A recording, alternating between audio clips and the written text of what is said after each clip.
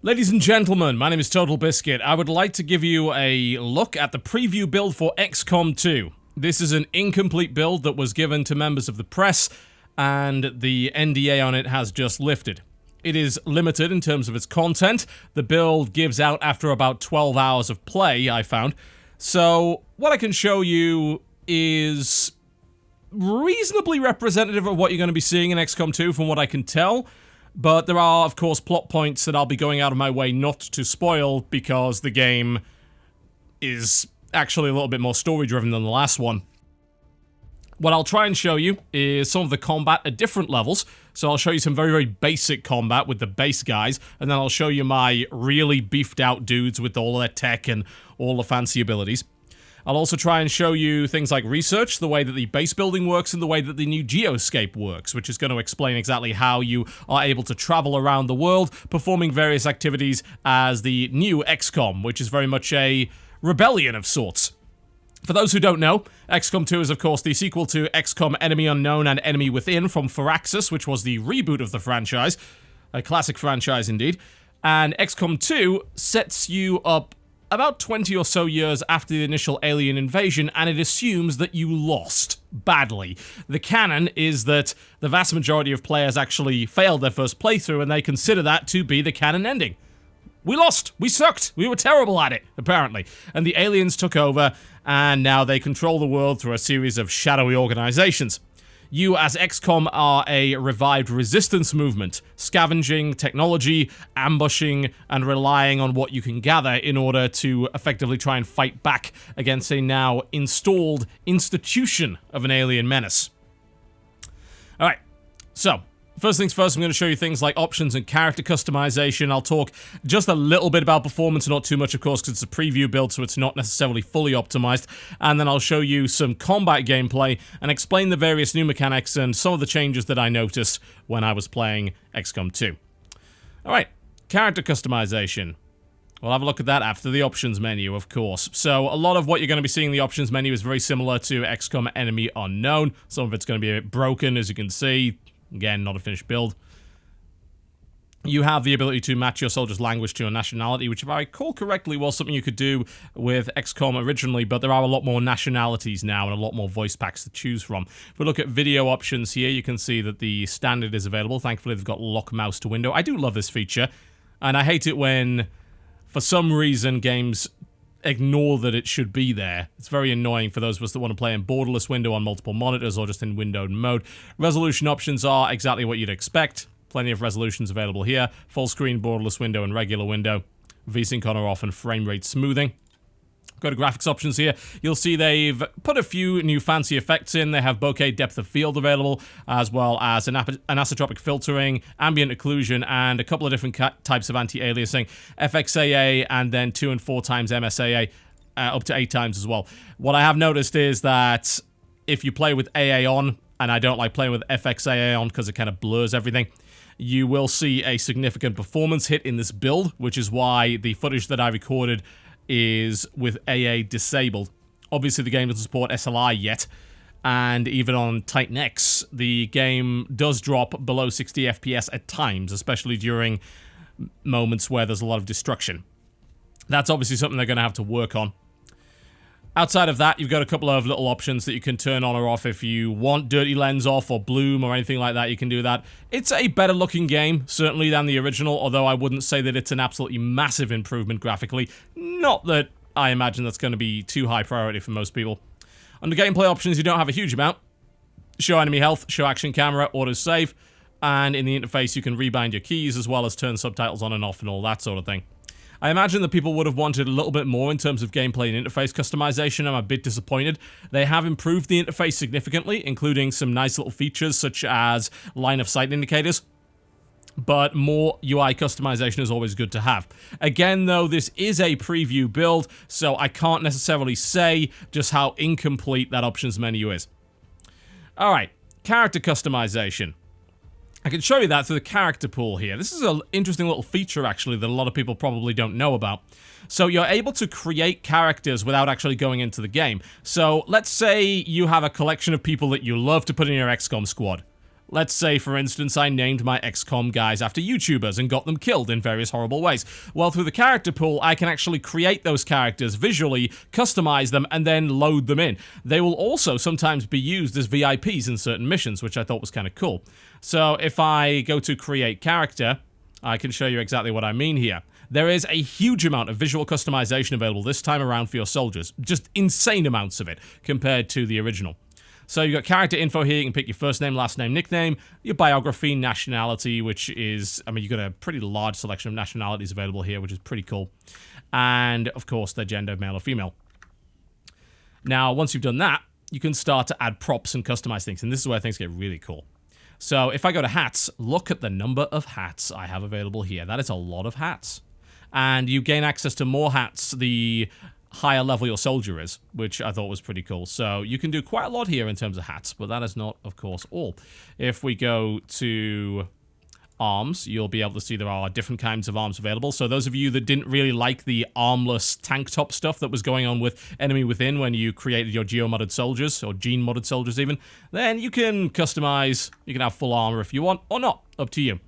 Legs also allow you a degree of customization there as well. And of course, this is going to vary depending on what kind of armor you're wearing. So this is the default Kevlar armor.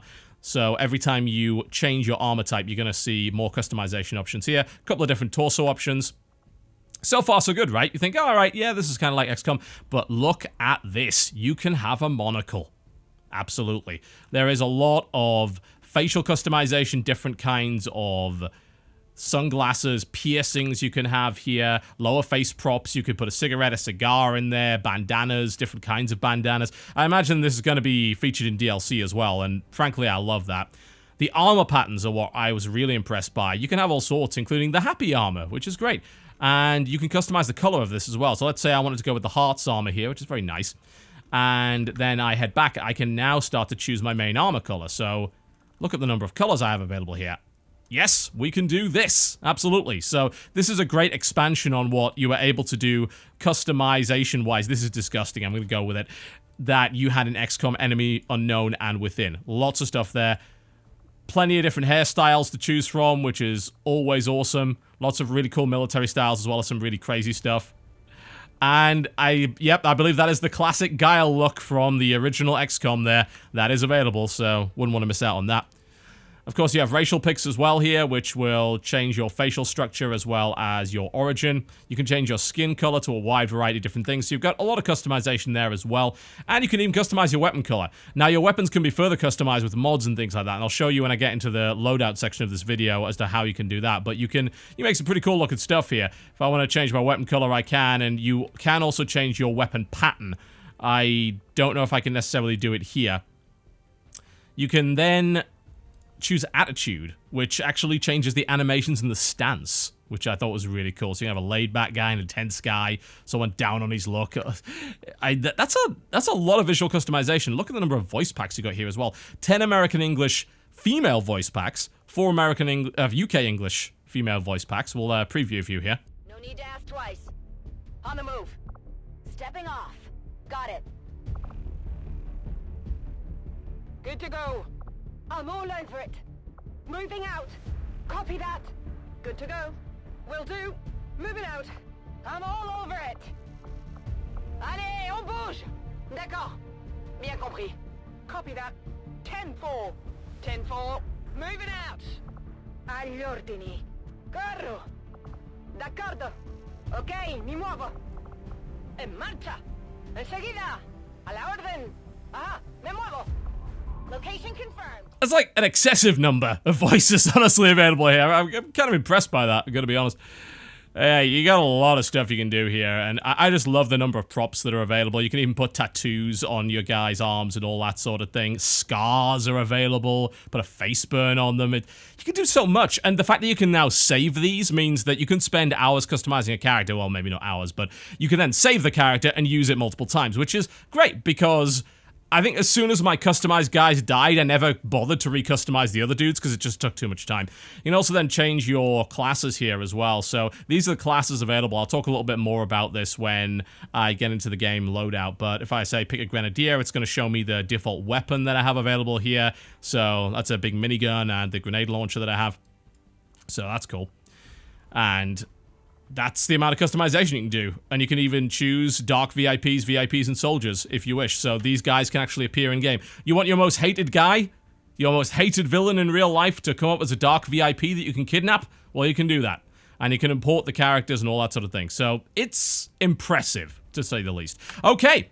I promised you looks at loadouts and bases and all sorts of things. So we're going to do that, and then we're going to look at combat. So I'm going to dive into my loaded game here. This is as far as I can get in the preview build without the preview build basically saying you're done. So just bear that in mind. So I can't show you too much of the geoscape ticking over because it will literally just end the build right there. So if I pick this one, I think this should let me show you the geoscape and my... I wouldn't say relatively built-out base, but I've spent a bit of time on it, so I can show you some facilities and things like that. Okay, so welcome to the new base. Of course, those of you who've been watching the trailers know exactly how that base is set up. As you can see, this base is a little bit mobile, which is very cool. It's based out of a old alien transport ship. And as you can see, it's also full of alien tech that I can't use yet. You've got to dig a lot of this stuff out in order to actually use those rooms. Which is a nice little spin on what they did with XCOM Enemy Unknown, where you had to just dig under the ground. In this case, you salvage these parts and you actually get stuff for it. And some of these, like power relays, can actually be set up in such a way that you get bonuses as well. From what I can tell, the positional bonuses that you used to get by linking multiple buildings together are gone, which is quite nice because I did find them a bit unnecessarily restrictive in terms of being able to build stuff. Okay, so the primary areas you can go to are, of course, research. Not a great deal has been changed here. There are a lot more research options, of course, as you might imagine. More scientists you've got, the better it's going to be. You can assign scientists to certain things, which is going to allow you to speed things up and all that kind of thing. We'll have a look at some of the research I have available here. All of the autopsies, yes, the mutons are back, and this is the Viper, which is a new dude, and so, of course, is the Faceless. There's a lot of new enemy types in this game, actually almost an overwhelming number of them. So research works, for the most part, in the same way, and you're also able to research items that drop in the various missions. There are, like, encrypted alien data pads that you can spend time decrypting, which will give you information, which is going to unlock missions and also do things to set back the meta objectives of the geoscape. And I'll explain that in a minute. Okay, off to engineering.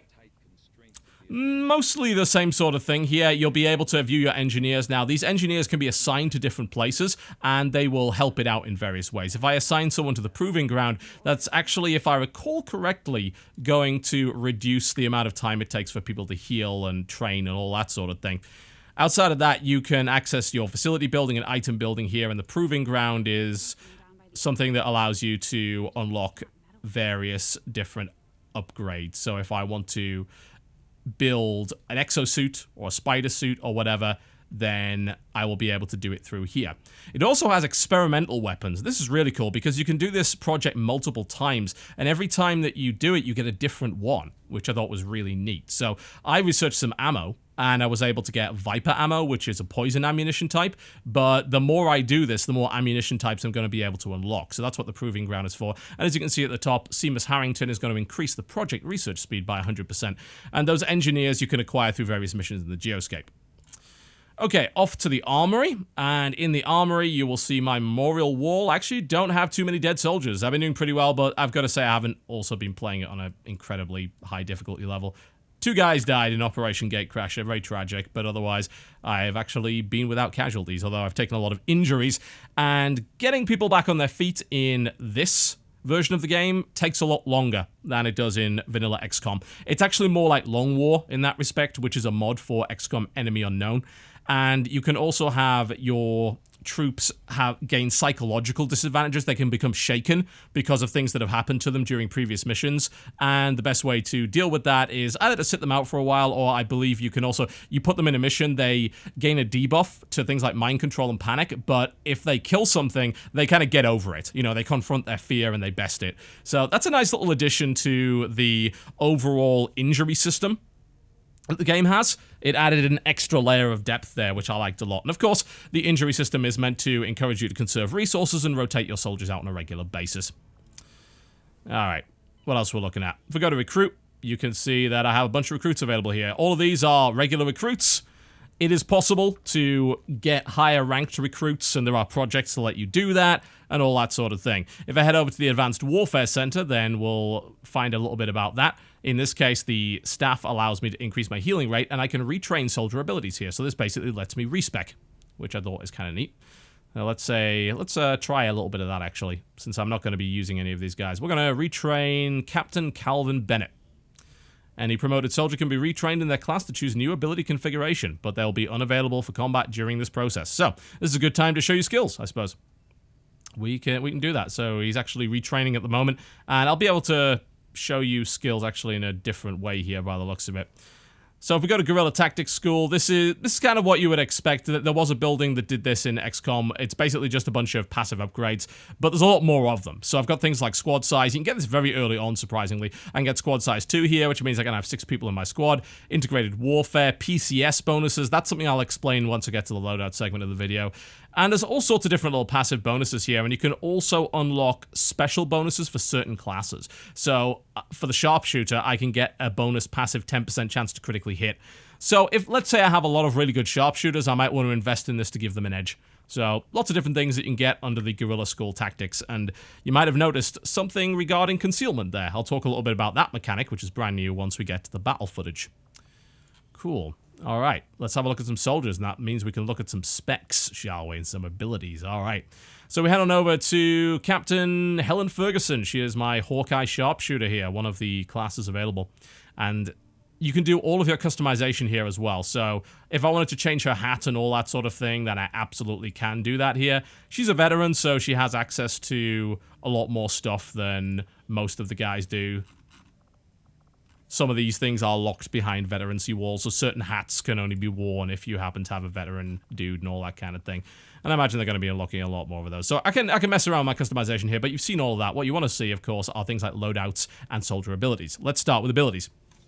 So, this is the sharpshooter class. Now, very similar to XCOM Enemy Within, you have mutually exclusive upgrades.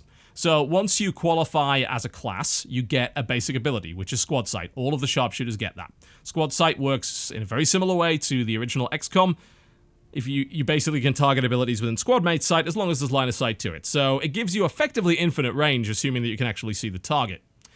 Then, of course, you start to rank up and you got to pick between 2 things. And these are basically subclasses. Now, in my opinion, maybe XCOM veterans are going to turn around and tell me that I'm talking out my arse here, but in my opinion, they've done a much better job of making both of these subclasses much more viable this time.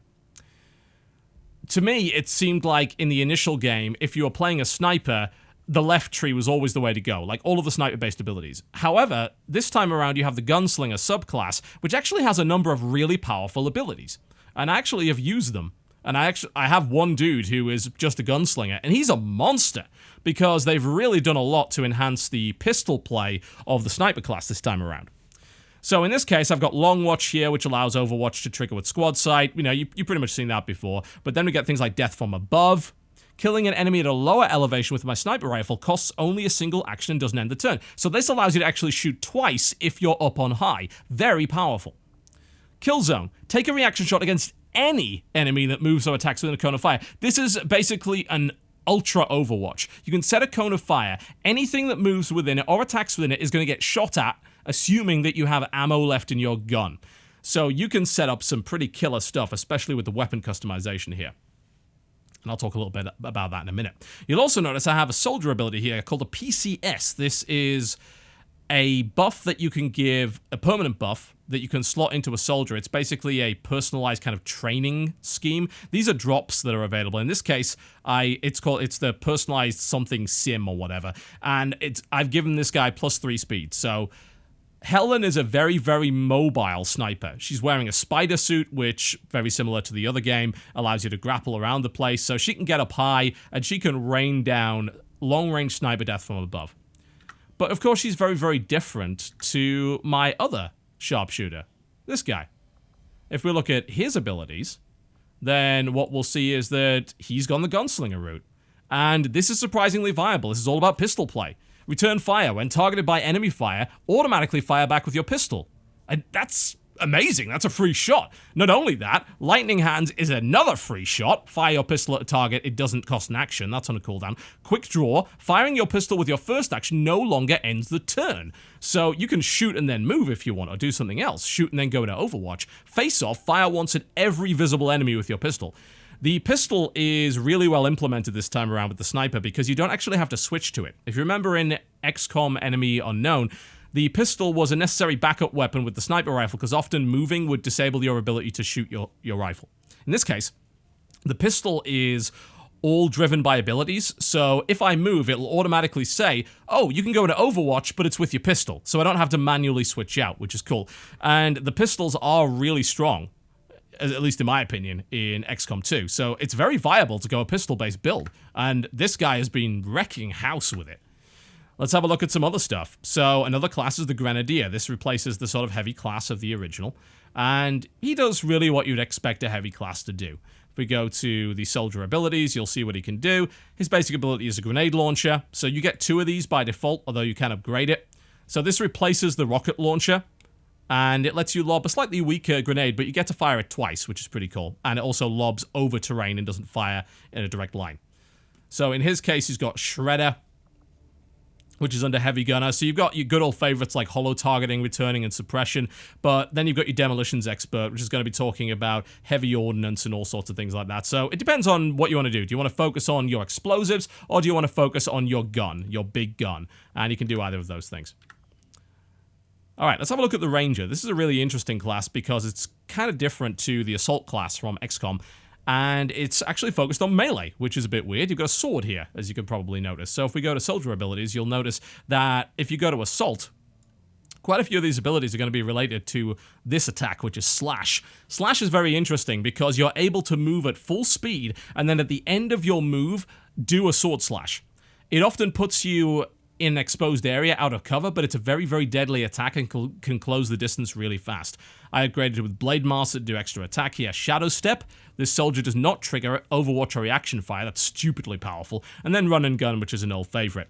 Now, if you got the Scout, you can create a guy that's focused on stealth. Stealth isn't really something that you could do outside of the invisibility, which was very, very high-tech stuff in XCOM Enemy Unknown and Within. This time around, concealment and stealth is available from the very start, and in this case, you can keep him stealthed much, much longer, so you can sneak this guy around and do some crazy stuff. I can immediately enter concealment again, so people can't see me, and I can sneak up and backstab somebody.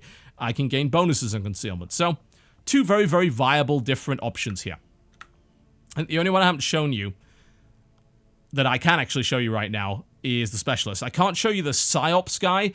I wasn't able to build that. Now, I just chose not to commit in my 12-hour preview session to building all the stuff I need to get Psychic Troopers. You can get them pretty early, but you have to invest a lot to do it.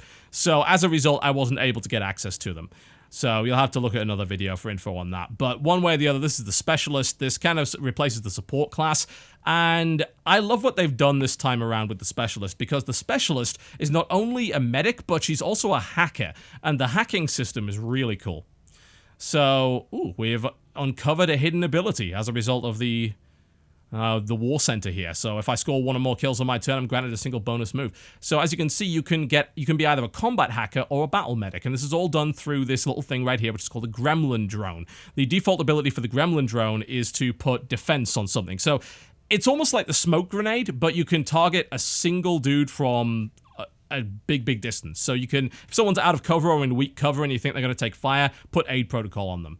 In this case, Battle Medic lets me use the Gremlin to remotely heal somebody. So the Gremlin can fly across the map and heal someone. Really good. You can do the same thing with Revival here, or you can go the Combat Hacker route. In this case, you've got Combat Protocol, which does damage. So you can do remote damage, which is increased against robots, and also Haywire Protocol, which lets you hack mechanical enemies, which is very, very cool. The support class by default is also able to hack certain areas of a level, and those hacks can give you bonuses. But they do have a bit of a chance to fail. You can also quite literally hack enemies' minds if you have the right tech, which will let you gain access to information and research, which is kind of amazing. Alright, so we've talked a little bit about that, but what about loadouts? This is where stuff gets really cool. So I talked a little bit about the personal combat sim here, so you can see what I'm talking about. This is a one-off bonus that you can equip to your soldier. But you can also customize your weapons. So this weapon right here has a scope on it. You might remember the scope being a separate item in the previous XCOM games. Not true anymore. These items, from what I've seen, are all random drops. You may be able to build them later on in the game, but I was never able to do that in the preview. However, when you kill an enemy and you don't blow them up, they occasionally will drop a piece of equipment. If you get there within 3 turns, you can loot that equipment, and it's a random loot item. And more often than not, it's a piece of kit for your gun. So in this case, I equipped a scope for 5% aim, but because this is an advanced weapon, I can also equip a second thing. And this gives you visual customization as well, by the way. You'll notice that the hair trigger, I believe, customized it, and that scope wasn't there before. The superior hair trigger, which is a really cool idea, means that there's a 15% chance that the shot won't cost an action for the active turn. There are all sorts of crazy things that you can equip. I've got stocks, which mean that I am guaranteed damage even on a miss, which reduces some of the random nature of the game. You can do some really great stuff with it, and I'm still exploring and finding different mods. There's all sorts of advanced stuff that you can get. You can actually get some really advanced stuff quite early on. Just bear in mind, though, that if you don't salvage the character's weapon when they die, you lose everything that's on it. So equipment is much, much more valuable, in my opinion, this time around, because these customized guns can't really be manufactured, and once you lose one, well, you've lost it forever. So be careful to drag people off the battlefield, I suppose. So yeah, very, very nice. We'll add the hair trigger here.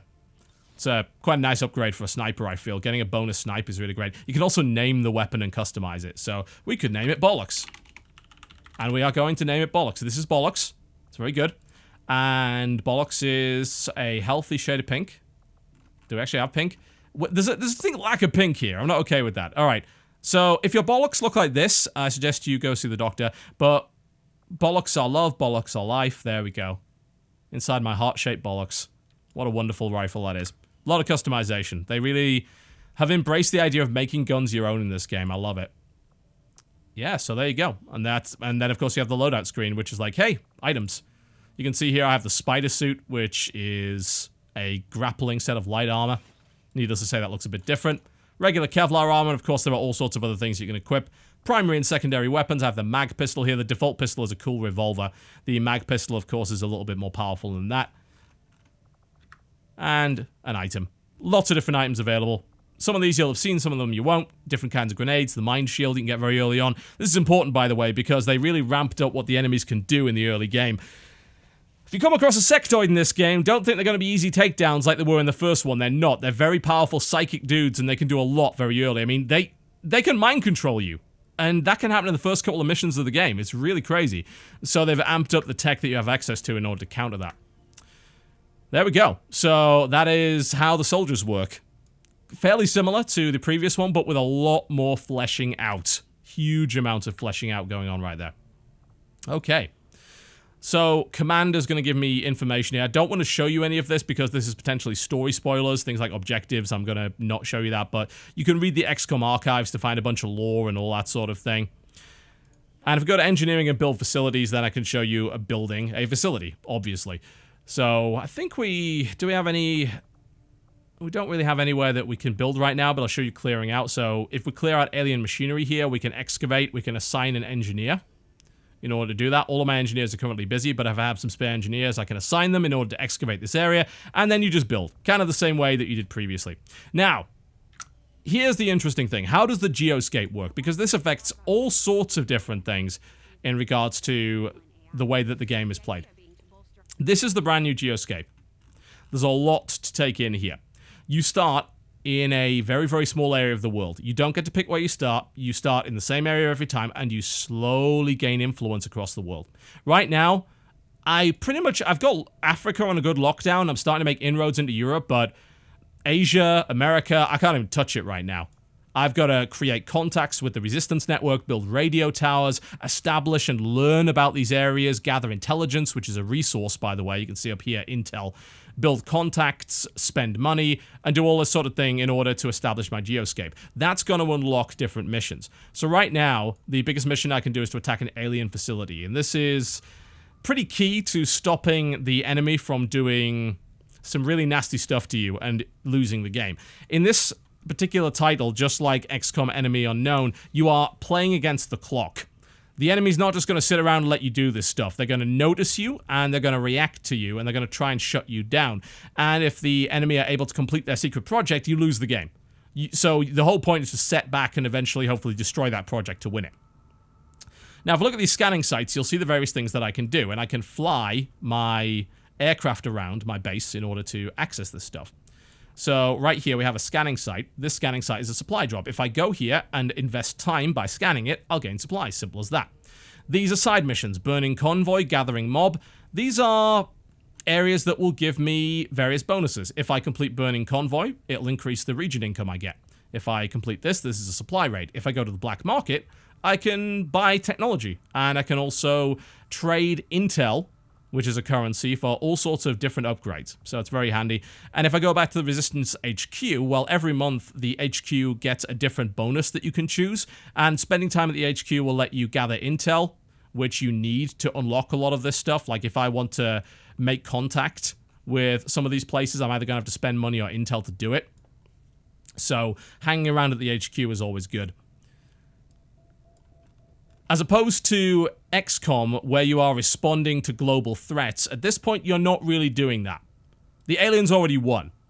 What you're trying to do is establish a global resistance network and eventually strike at the research projects in the heart of the enemy. So it's a fundamentally different theme to XCOM. Yes, you are responding to occasional retaliations, but that's what they are. They're retaliations. They're not invasions. If you do too many missions, the enemy will retaliate and try and destroy a resistance outpost or a village. It's also possible, by the way, for your base to be dynamically invaded. Up here, you'll see something called dark events. These are things that the enemy can do against you. As I said before, they're not going to sit around and just let you do all this stuff. The dark events can be countered, or at least some of them can be, but not all of them. So these are kind of mutually exclusive, kind of similar to the way that the missions and the invasions happened in XCOM, where you had to choose between a city. You don't have to do that this time around, thankfully, because I thought that was a little bit ridiculous. But instead, you have to choose which of these you want to try and shut down. And you're going to take a debuff of some sort. There's a hidden event right here. I can try and reveal what that is. Let's do that. There's going to be a major breakthrough in the Avatar project. That's not good. So I'll probably want to try and counter that if I can. And I'll have to commit resources to do it. If I don't counter this, then I'm going to be going up against guys that have poisonous rounds in their weapon for a month. Or reinforcements in all guerrilla ops. It's going to make things more difficult. Right now I don't have an active dark event, thank God. But you're most likely going to have one at any given time. So you choose which of... It's kind of like choosing which arm you want cut off, honestly. You can't counter all of them. So that's basically how the geoscape works. You fly around, you unlock these various areas, you establish these contacts, you establish these radio towers, which will enable you to communicate with other areas, you make contact. Here, I can spend intel and time in order to do that, and along will go my base. You know, it's going to fly over there and say, hey, we're going to go establish contact somewhere in Brazil. We're going to invest some time doing that. And you can do that. So that's how the geoscape works, which is pretty damn cool. Now, of course, the last thing that you probably want to know is, well, how does the game work in terms of combat? Well, I'm going to show you a bunch of that, and then I'm going to give you my opinions on the overall state of the build so far.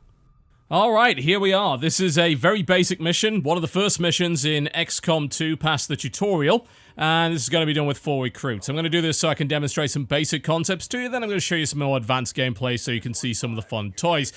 Now, the first thing you might notice is that rather strange blue outline around the screen. This represents a mechanic that's new to XCOM 2 called concealment. At the start of the vast majority of mission types, you are put into a level in concealment. The aliens don't know you're there, so you can be a bit stealthy.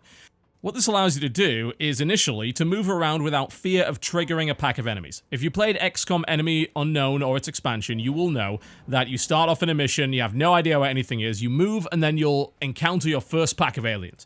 And as soon as you encounter them, it'll trigger a cutscene and they'll immediately run for cover. That's not the case this time around. You can actually see the patrols right here. We actually know where 2 patrols of enemies are immediately. And we can also see their line of sight. So they're going to patrol around logically. And if you notice, those red spots mean that if you have a troop there at the end of the turn, you will be spotted. and concealment will end.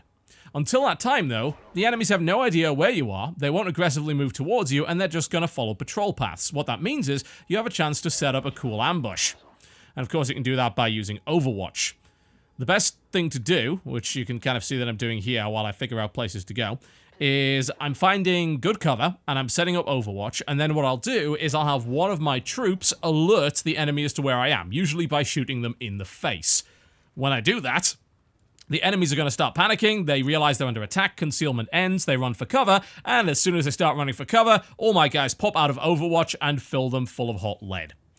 This is usually a reliable way to kill an entire pack of enemies before they can even respond. In some cases, you can even get 2 of them, if you have enough troops and good enough weapons. Now, practically, what this allows you to do is speed up the start of every mission. You don't have to very cautiously creep through the start of the mission and have several idle turns where nothing is happening. This is kind of cool, because it reduces the downtime. There we go. We're going to trigger the ambush right now. I'm going to break out of concealment, shoot one of these guys, and you're going to see a cutscene will trigger. The squad will be revealed, and they're immediately going to run for cover. Oh, but wait! I set up an ambush. You got flanked, and you got flanked. The entire squad is now dead, thanks to that. So aside from that ability to ambush, it speeds up the early game of each mission, which to me I view as a big positive. It's also possible to get your guys back into concealment through various means, skills, items, and also hacking systems on levels, such as security cameras, may allow your squad to re-enter concealment, which of course puts you back in a position where you can set up the optimal kind of flank. This makes stealth an option now at the very start of the game. So you don't need any special tech to be stealthy, you start off stealthy. I think it's a great addition, personally. I love the system. I love setting up a really cool ambush. I think there's a lot of viability there. I love the fact that I don't have to creep a couple of squares at a time early on in the level and potentially waste a bunch of time moving when I'm nowhere near the enemy. I like the fact that I usually know roughly where the first enemy pack is, and I can sneak up on them, and I get the drop on them, not the other way around. It also fits very thematically with the nature of this game. This time, you're the invaders, really. The aliens have control of the planet. You're invading them. You're a guerrilla squad, and you're employing guerrilla tactics. It's to be expected. I think it's a really awesome system. And if you use a bunch of the Ranger class with the scout skills, you probably noticed in the loadout section I did earlier, you can re-enter concealment and do all sorts of sneaky things. You can avoid, in some missions, killing everybody. You don't have to. In this case, you do, because you have to neutralize all enemies, but not every mission type involves you killing everybody, and you can actually avoid that and extract and be quite sneaky. At least up to a point. You can't stay in stealth all the time, but it does give you that nice drop. I think the system is great, and I really think that it's a positive, and it improves the game flow by speeding up the first few turns. Alright, so you've seen some very basic mechanics here. Let's show you a little bit more advanced gameplay against some harder enemy types. Alright, so what we've got here is a slightly more advanced squad in a slightly more difficult mission. What we're going to see here is my ranger break cover in order to attack the turret with his sword.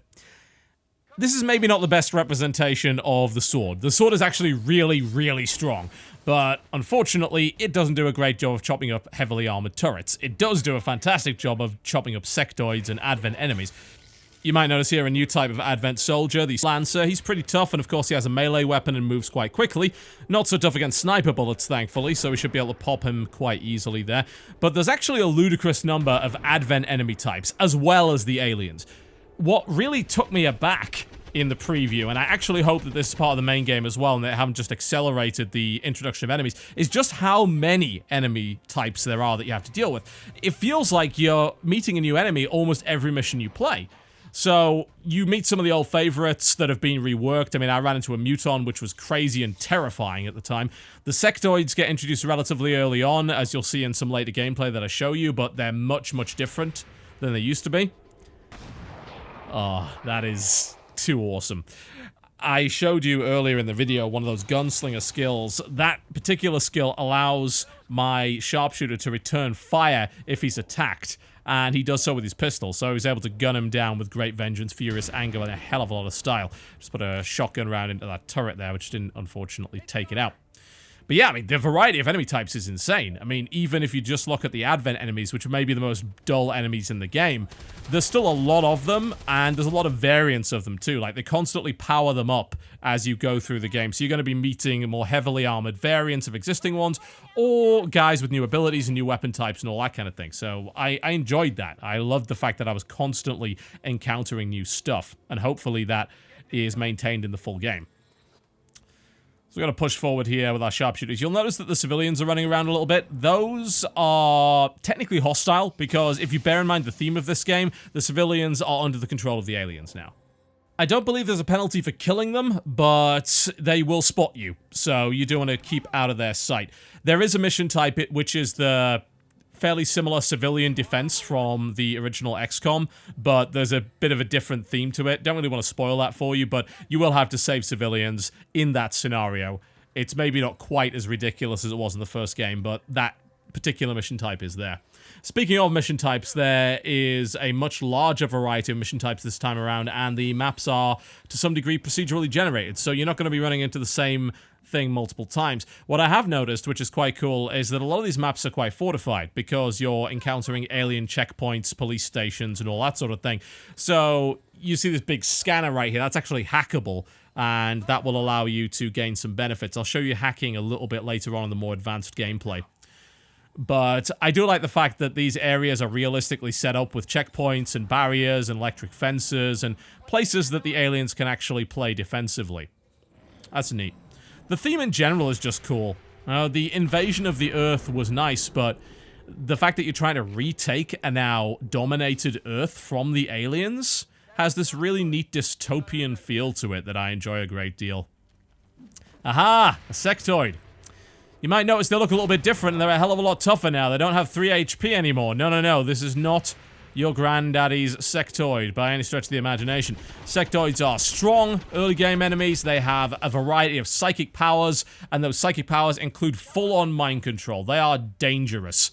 You've got to deal with them very, very quickly. Thankfully, you can break the mind control by killing the sectoid, but that's a great way to get screwed over if you have one of your guys get mind controlled. You'll also notice that the enemies are reinforcing in the middle of this, because of course, I mean, why wouldn't they respond to my attack? I am the aggressor. I'm not the defender this time around. I am thematically the aggressor, so of course, in come the reinforcements. There's going to be a drop in the middle of that, and of course, since I know where it's going to be, I can set up a defensive perimeter with Overwatch, but I do like the fact that those reinforcements come in, because they sort of shake you away from your safe cover. I feel that XCOM was always about attacking in one direction. And if you moved correctly, you would always know which direction the enemies were going to come from. Now they've introduced the ability for enemies to drop right in the middle of your defensive setup, so you have to be a little bit more mindful about the cover that you use. You do get a turn to prepare, and of course you can use Overwatch and ambush them, but it will disrupt your slow, methodical push. And they do quite a few things to disrupt that slow, methodical push now, which is one of the main complaints that I did have about the original XCOM, that pacing issue, and just how slow you had to play it in order to actually succeed at the higher difficulty levels. I feel that they've done a good job of accelerating that now. Alright. Here they come. I'd like to show you the sectoid in action, so I'll show you a little bit more gameplay from this section before I go into the even more advanced stuff. And the final gameplay that I'll show you is with the best tech that I have available. So we're talking about tier 2 guns with heavy customization, as well as a variety of armor sets, including the Predator armor, the exosuit armor, and the spider armor. Off goes my pistol Overwatch there. I'm not going to get over how cool that animation looks. I love the fact that the pistols they gave you are just big Magnum revolvers. That's really, really cool there. Love it. And that was a successful Overwatch, which shut down this attack fairly easily. Alright, the sectoid is in action, or more accurately running away. Let's skip forward to see what the sectoid can actually do. You may remember an enemy called the Sectoid Commander that was sort of a mid-game enemy. Well, within the first few missions, this game is happy to throw an enemy that can mind control one of your troops at you. That has 8 HP, and it can also buff, and it also has a good gun. What I noticed about XCOM 2 is that they upped the ante on everything. The enemies have a lot more abilities, there are a lot more types of enemies to come up against, but to compensate for that, you also have new tricks up your sleeve, such as the upgradable weapons, the more powerful abilities. if you think that this game is about power creep, you might be right. Like, I think that everything has actually been turned up to 11 in XCOM 2 compared to even Enemy Within, which obviously had some very powerful stuff with the gene mods and the mechs. In this case, they've combined class roles. They've allowed really powerful stuff like remote heals and resurrections, but in return, you're dealing with enemies that also have abilities they never had before. It gets crazy, actually. In fact, my feeling with XCOM 2 during my 12 hours of the preview is that the game was always trying to one-up itself. There was always so much going on. Like, it was bewildering at times. But I feel that that's great, because I think there's a lot of depth there, and there's a lot of really cool decisions to make. The sheer number of things that were happening on the geoscape that I had to deal with, and the decisions that I was making all the time, and the amount of tech, and the amount of customization and abilities, it felt like I was always trying to define a strategy that was ever running away from me, like it was ever escalating. I loved how that felt. Alright, well, you can see the sectoid is taking control of my ranger, which is not good. Needless to say, I don't want to shoot my own guy to death, but I was able to snipe the offending sectoid, thankfully, and now, well, we're going to chop this sectoid to ribbons using my sword, because it is that damn good. Very powerful. And we'll do it in just the most stylish way possible, and impractical. What I will say is this preview build has a lot of the same camera problems that XCOM Enemy Within did, and they need to sort that out. Plus, you know, I think I just carved through him through a wall. Maybe they should fix that. There's a lot of shooting through walls and things that still happen. What I will say, a little addition you might not have noticed, is that little eyeball right there. And I'm not talking about the one that represents Overwatch. As you move, there'll be a little eyeball that pops up that tells you, in any given square that you move to, whether or not you have line of sight on any given enemy. This is hugely useful. It doesn't tell you whether or not you're going to flank an enemy. You still have to figure that out yourself, but it does tell you if you're going to have line of sight. Because let's be honest, line of sight in these games has been a bit wonky for a long time. Sometimes you have line of sight when you really don't expect it to, and other times it is the opposite. They fixed that. That's great. That lets me make smarter decisions. That's awesome. It's a great addition to the game. I'm really happy they put it in. Shall we up the ante again? Just ignore that bug. Well, don't ignore that bug. They need to fix that, but like I said, a preview build. Shall we up the ante yet again? Okay, so let me show you the most powerful squad I was able to come up with during the preview build and all of the new toys that I equipped them with. Here they are. The squad on Operation Ghostblade with the best gear I've got. Heavily customized. You can see that their HP is a lot higher. You can even see that one of them actually has an armor pip. That's nice. It's damage reduction, and he's actually wearing an exosuit, which is not the same as the mech unit from Enemy Within. The exosuit can be equipped and de-equipped at will, and it offers some of the benefits that the mech had, but it also eliminates some of the disadvantages, like you can take cover with this thing. It equips a heavy weapon that can be upgraded and changed, and it's just generally a very powerful armored suit that's available relatively early on in the game. I imagine there are some crazier suits available there. We'll definitely need them, because as you can see by that patrol, we've got a lot of more advanced enemy types. Some Advent, of course, a new turret there as well that's a bit heavier than the last one I dealt with, and a new enemy type that I will not talk about because it's a little bit of a spoiler. Don't want to discuss him or her or it, but she's pretty deadly. I wouldn't screw with her. She has some very nasty powers. I would like you just to have that sprung on you when you finally encounter her, because I imagine it's going to cause a lot of people to get a little bit furious. I have some customized guns here that I've even given names. That's the Boomstick, which is a very heavily customized magnetic shotgun, I believe, which I think is a tier 2 gun. I have a Gauss rifle there. He's our gunslinger, and the guy that went up to the top there, she is our long-range sniper, so I've put her up on high ground. We'll be able to slowly progress here. You know what? Actually, just sod the waiting. Let's get right to the shooting of things. Now, I promised I'd talk a little bit about this idea of hacking. Hacking is a system that I didn't really expect in this game, but it turns out it's pretty damn cool. So, I'm using an ability called Haywire Protocol here, and it's one of the forms of hacking available. This lets me try to take control of robotic enemies, in this case, the turret. And it brings up a little hacking interface right here. And I can make some choices as to what I want. I can choose something that's riskier, but more powerful, or I can choose something that's a little bit safer. Now, if I fail this, then it will trigger something bad. In this case, it's overdrive. It would make the turret stronger. So I went for the easier option and shut the turret down remotely. So now it's not going to be able to fire for a couple of turns. It's not just robotic enemies you can do this hacking on, by the way. This little gremlin unit that you get with your support can remotely hack certain security systems, which will give you bonuses, and like I said before, you could even hack enemies. You just need specific tech in order to do it, and that's going to unlock intel and gain access to all manner of cool things. The hacking system is a nice little piece of risk-reward, actually, and I love the idea that you can do better things, and there are chances for really cool bonuses and rewards if you're willing to take the risk. Hacking is a skill you can also advance as well and equip items to help you with, and generally the supports are best at hacking. And now we're going to go right in, because why not? That's what he does. He is actually wearing Predator armor, so he's got quite a lot of HP and should be able to take some fire here, but needless to say, they are not pleased.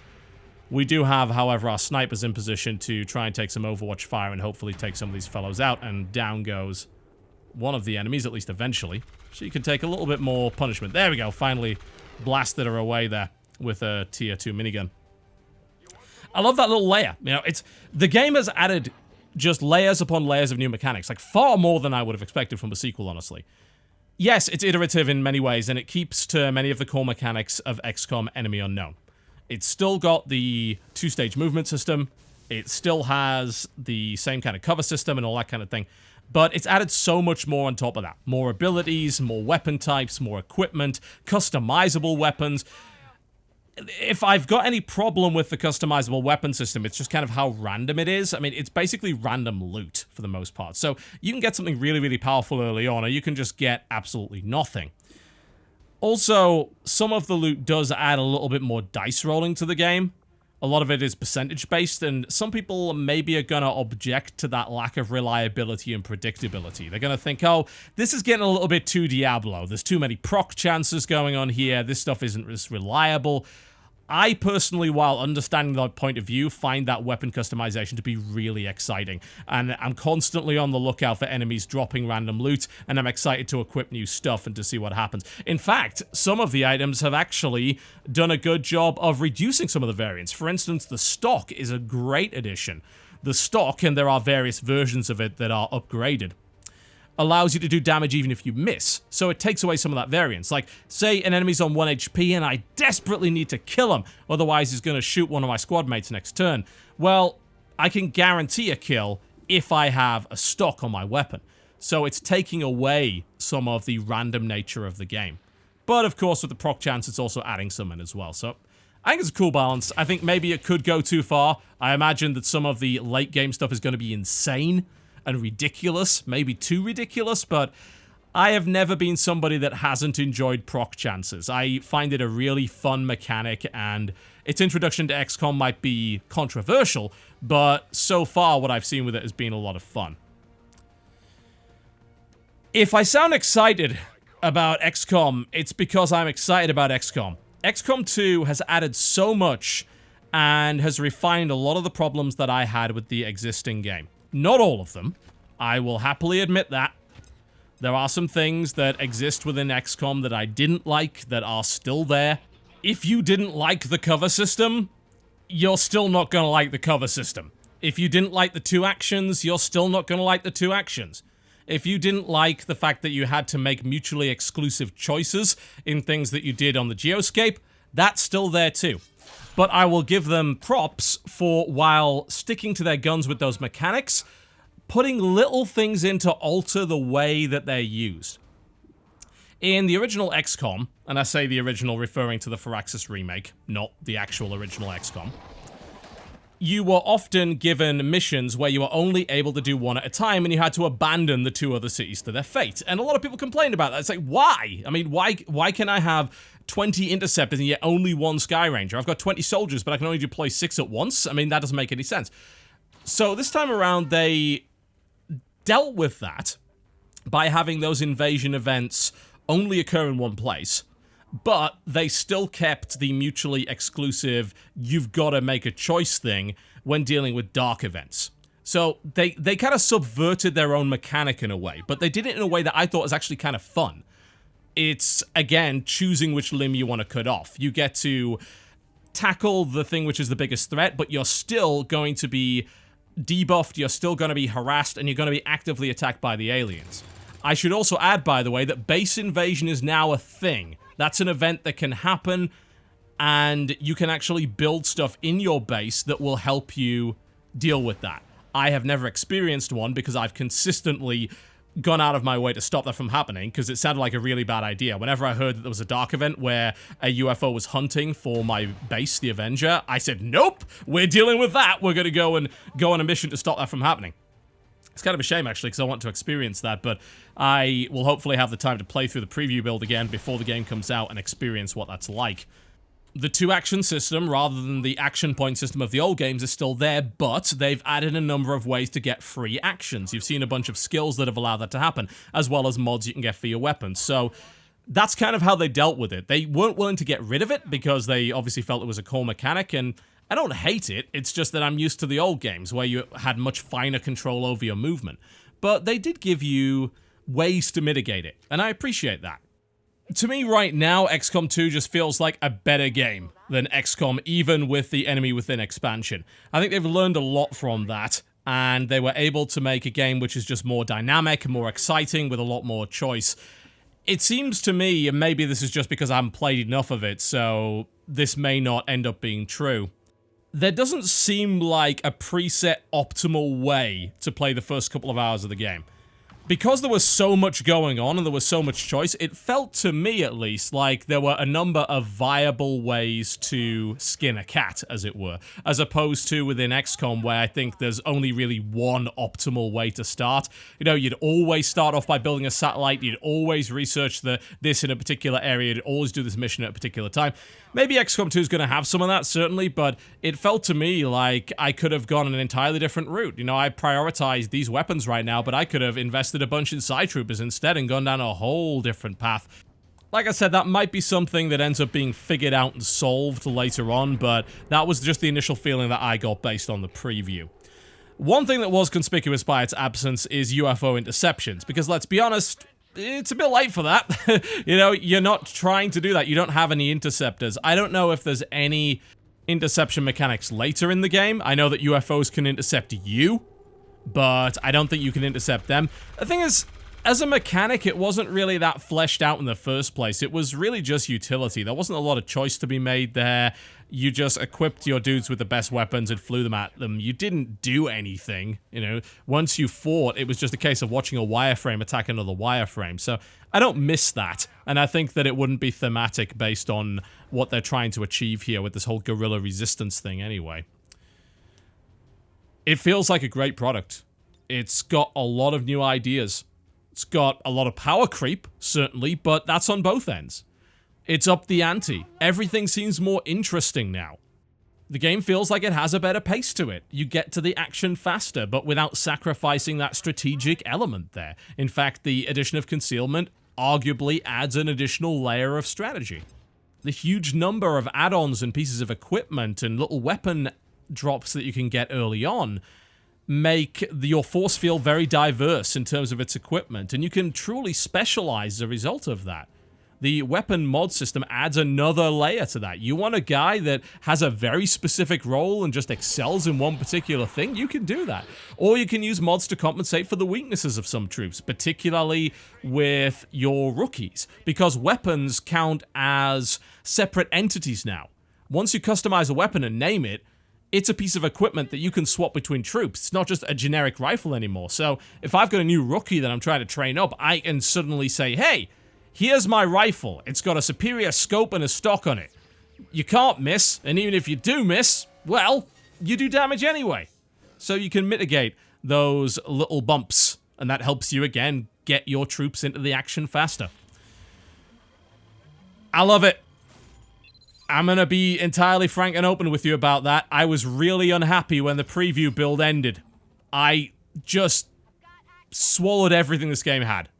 I digested it fully. I want seconds, I want thirds, I want to binge on the XCOM 2 buffet. I'm gonna have to wait, of course, until February to do that. But what I've played of the preview build so far is really, really promising.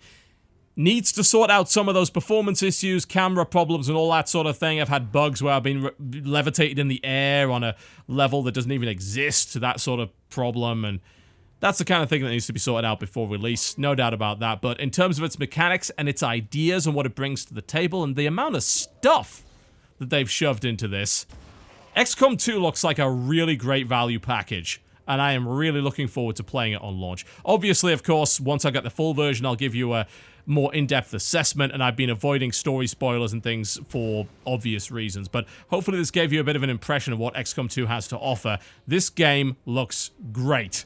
This is already a contender for one of my top games of 2016, and we've barely even started yet. I'm really excited. This is going to be a great year. My name's been TotalBiscuit. This has been a preview of XCOM 2. Thank you very much for watching. If you did enjoy this video, then by all means, feel free to click the like button on the screen there. And if, of course, you're a dirty sectoid or being mind-controlled by one, the dislike button is there. I won't begrudge you. You don't know any better. I'll see you next time.